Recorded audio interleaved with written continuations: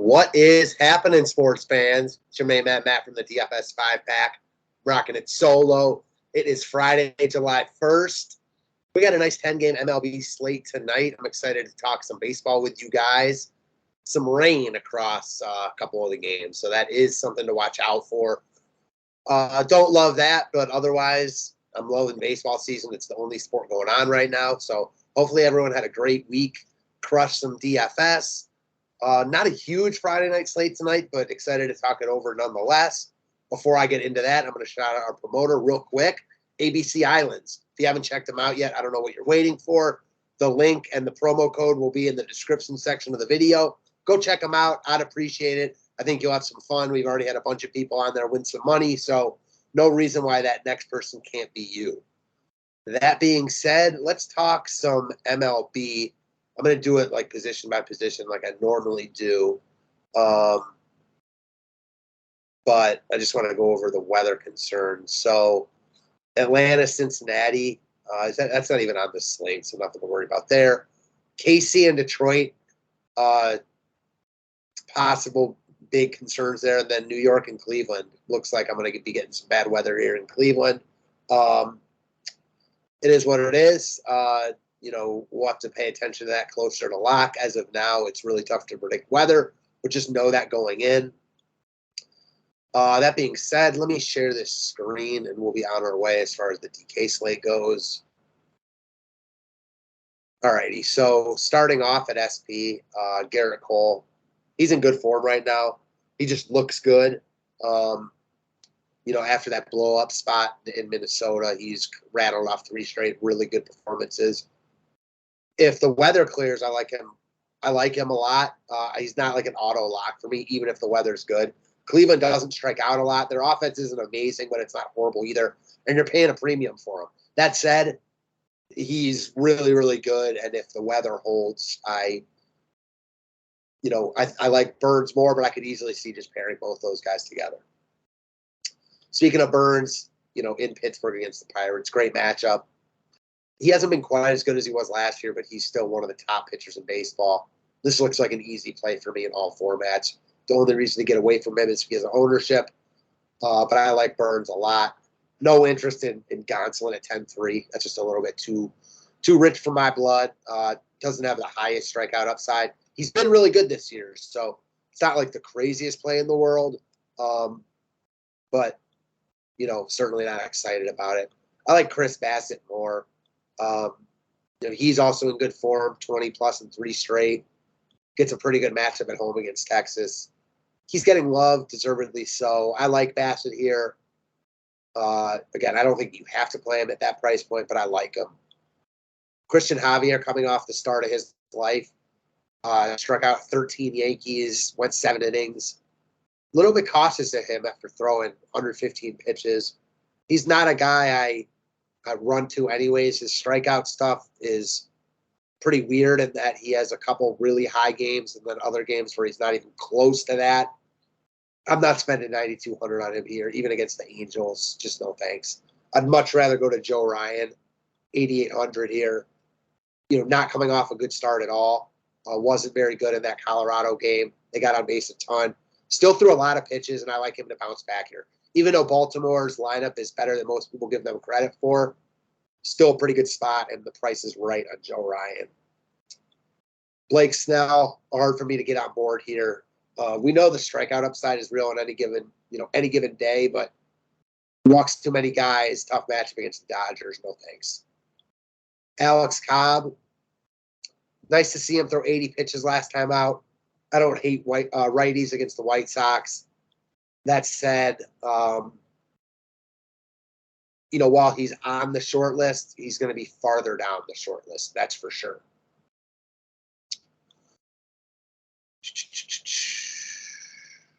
Merrill Kelly in cores against the Rockies. Nah, no thanks there. Lance Lynn in San Fran against the Giants. I mean, he's cheap, and he has strikeout upside, so that puts him in play, but he doesn't look great. So I could also see using some Giants bats here against him. Marco Gonzalez, much better spot against Oakland. He's, as evidenced by the game log, much, much more solid than spectacular. But on this particular slate, at that price point, I don't hate it. Michael Lorenzen in Houston, no thanks, even if the lineup's watered down. Roansy Contreras. I don't hate Contreras here at all. He's cheap. His stuff is good. I think one of these days he's going to put together a really nice start. Could be today. Risky for sure. Would only really mess with him in tournaments, but in tournaments, I'm interested.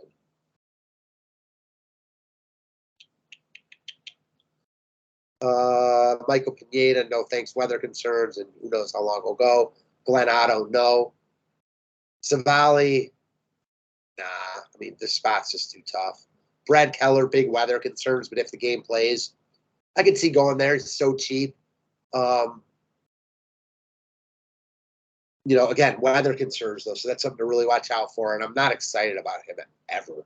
Caprillion, no. Senzatella, only because Arizona's going to be chalky if you want to get there in large field tournaments, and Watkins, no. So if I'm making one lineup right now, it's definitely Burns, and then, Cole, if the weather permits, Bassett, Alex Cobb, Lance Lynn, Marco, Joe Ryan is probably my favorite out of that secondary bunch. So I would probably go Burns and Ryan as of right now. All right, as far as offense goes, give me 1 second, guys.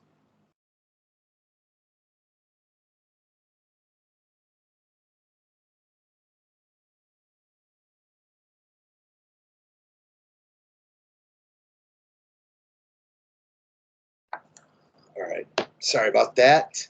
At the catcher position, man, catcher seems pretty easy because we've got a $2,100 Carson Kelly in Coors. I'm a Carson Kelly fan, not having a great year, but has been a lot better recently. 33 DK points over his past 2 games. In cash games, he's an easy lock. In tournaments, I could see just plugging him in and getting different elsewhere. No question about it. Let's see this. All right. Up top.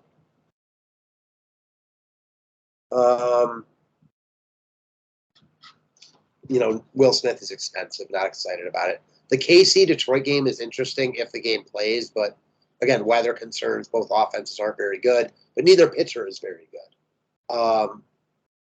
The Mets and Yankees are 2 teams that interest me. Neither of their catchers are particularly good, but I like those teams. And the other team I like a lot that's been good to me this year is Seattle.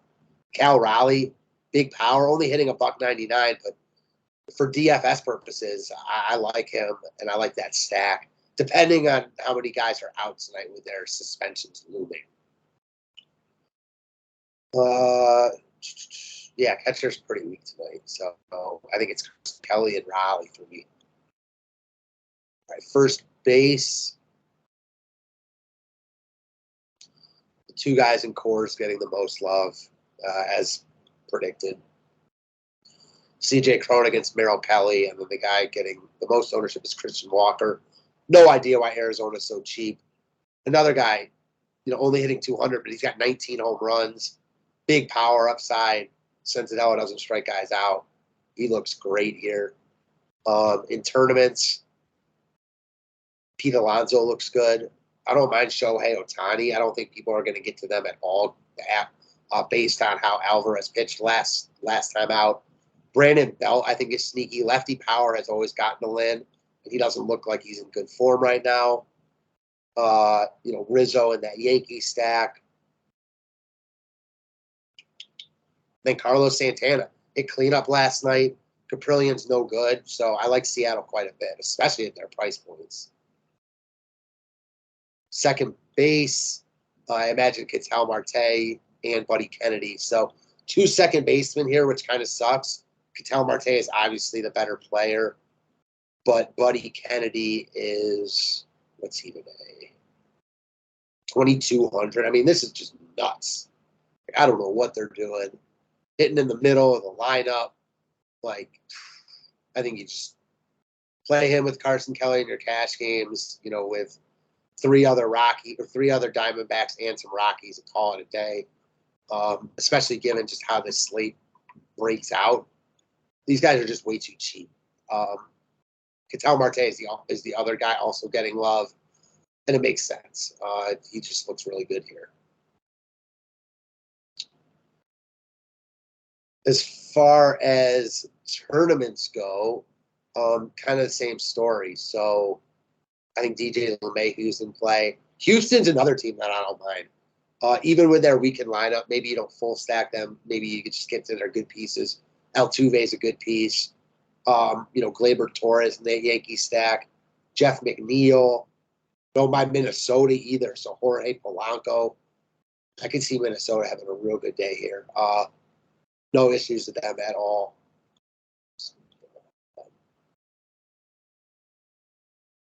Yeah, they're getting some love, but not as much as the Coors teams, especially the Diamondbacks, so I don't mind them here.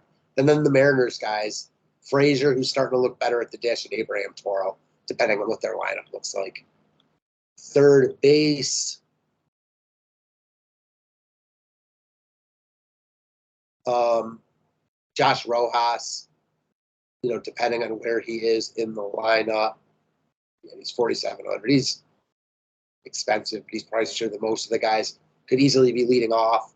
So I think he's the top third base option. But then Ryan McMahon, because you can't use all Diamondbacks, hitting in the middle of this lineup at 3,500. I think you're looking at both those guys in tournaments. Machado came back last night. I never mind him.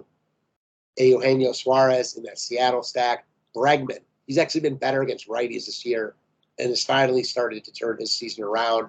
I like both those guys.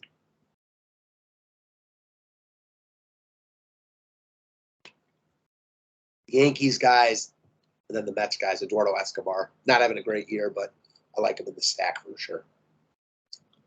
All right, shortstop. Shortstop is an interesting position because both teams in Coors don't have a very good shortstop for DFS purposes. So it does look like Carlos Correa at that way too cheap $4,600 price tag is getting the most love. I get that, man. Like, he looks good here at $4,600. On paper, he's the top shortstop play, and I don't mind playing him anywhere. Francisco Lindor also looks good here. Tim Anderson, I'm not afraid. Alex Cobb, so I don't mind that one. If with both Coors guys not getting any love at all, I think like Perdomo and Iglesias are interesting ways to get different in that stack, but it's not like those guys are going to be unowned, so I wouldn't expect that. Shortstop's pretty weak here. Want to wait and see on these Houston guys, but Lindor, kind of Falefa, mad, but he fits that stack. And then Jeremy Pena, if he plays, I like in tournaments. But I think Correa is the clear tie everywhere. Outfield. Three main guys up top, two Arizona Diamondbacks. One's going to be Alec Thomas, one of the top prospects in the game. Very presumably hitting second tonight. A lot to like there in Coors against Senzatella, a guy who doesn't strike people out. Worth noting, Senzatella does have 2 quality starts in a row in Coors. So it's not like he's like a trash can, but Arizona's obviously got big upside here. And then David Peralta, guys just are too cheap, 3,700. Fade him at your own risk. If you are fading him, I'd recommend doing it in cash games. And then the other outfield they're getting a ton of love is Byron Buxton. That's no surprise. They're in a great spot against Spencer Watkins. He's really good. Almost a 1+1=2 type of deal. He's another guy. I'd only fade him at your own risk. Or I'd only fade him in tournaments. And then, Chris Bryant, Dalton Varsho, Aaron Judge will always get some love. All the Rockies guys will be popular, so they make sense. In tournaments, for me, I like the Mets. I like the Mariners. Julio Rodriguez continues to be very low owned and continues to fall. So I like the Mariners, especially him. If his suspension starts tonight, that will make me like the Mariners a lot less. And then the Yankees guys. So that's what I got for everyone today. Hopefully you enjoyed it. Hopefully everyone's having a great Friday. If you have any questions, I'm around this afternoon. If you want more content, more info, more videos, more write-ups, any of that stuff, go check out the DFS 5-pack. We'd love to have you. Have a great weekend, guys. I will catch you on Monday. Thanks again.